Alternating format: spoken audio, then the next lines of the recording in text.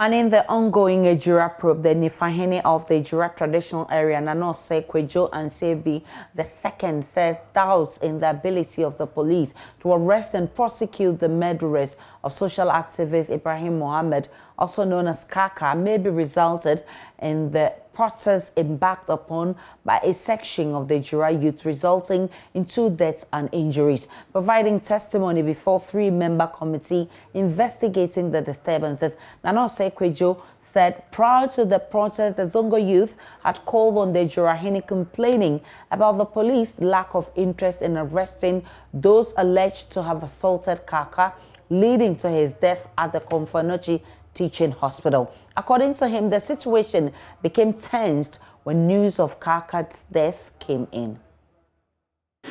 Do you think if the municipal police commander had been proactive in the complaints lodged by the youth regarding the assault on Kaaka, it would have degenerated to the level that it got to? My Lord, knowing Ejura as it is, and the sort of violence and those things that come in, whether they took immediate action or they delayed, I believe those who did what they did would have done the same thing. It might have contributed to it, but definitely is not the only reason for that. If I understand you, you are saying that if the municipal police commander had even acted proactively on the complaint lodged in respect of the assault on Kaaka, the youth will still have done what they did? Yes, my Lord. I'm saying that because if it was only the police, their alleged delay, then in the disturbances, they should have limited it to the police. They wouldn't have extended it to go and destroy other facilities, structures, and those things in town. So I believe, yes, it might have contributed. It might have been one of the causes. But I will not say that that's the only thing that led to it. My next question, Nana, is, in your view, do you think, looking at the conduct of the demonstrators, there was the need for the deployment of the military on that day? My Lord, again go back with the point that Ejura over the years have experienced a lot of such demonstrations where I was not shooting.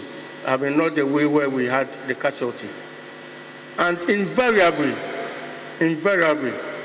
they always had to get the military to intervene and cool down things over there. So I believe getting them in was a good thing. Sadly, it led to casualties, but it was a good thing. Very well.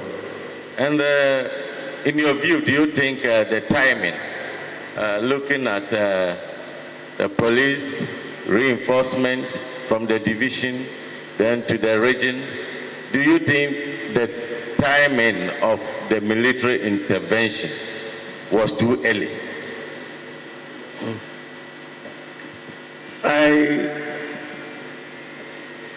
In expressing my view on the timings, things degenerate at a very fast rate when the row started.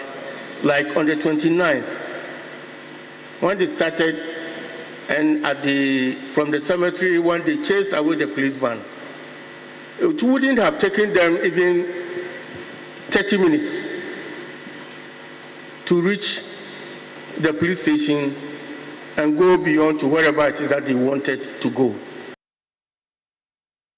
Ejura Films Ohiming Seria was at the committee's hearing and joins us on the line now. Ohiming, beyond recounting events of the day and the role the traditional authority played, what more did the Nifahene say? Aisha talked about several developments in Ejura. For instance, the fact that there's so much politics in Ejura, and everything that happens in Ejura, whether wedding or engagement ceremonies, depending on who is involved, then there's some level of politics in it. And then he was pleased on whether the proactiveness of police, for instance, delays in investigating the attack on Kaaka may have led to the clashes in Ejura. And he answered. Hello, Ohiming. Okay, I think we're having some connection challenges there. We'll try and get. Okay, Ohiming is back. Hello, Ohiming. Yes, when the committee chairman sought to find out from Nana Osekwejo Ansebie II, who were told has a military background, he did say that even if police, the additional municipal police commander had been proactive in arresting the perpetrators of Kaaka, definitely the youth would have poured onto the streets and did what they did. In the Ejura is quite different. It was very, very fluid, as even children were involved in the street protests that led to the killing of 2 people and then injuring of 6 others.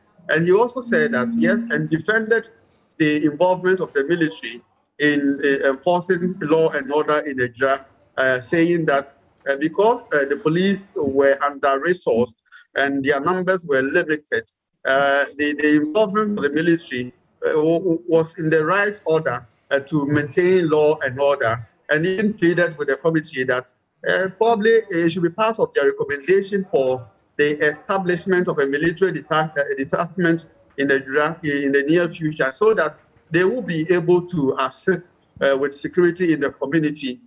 So we don't see reoccurrence of what has been happening in Ejura. And then he also told the committee with the fact that he was not so much concerned about whether the military officers who came there were members of the Operation Calm Life or they were for the COVID-19 management team. All that he cared for was the fact that the military were needed in the community. When they came and helped police, to bring down the situation, that is what mattered most to him as a traditional leader in Ejura, Aisha. Ashanti, Ohiming Seria is a man on the ground for us on the Ejura probing, and he's been reporting on what happened at the committee hearing today. We're still having our ears and eyes opened on the ground, and we'll be telling you more on what happened.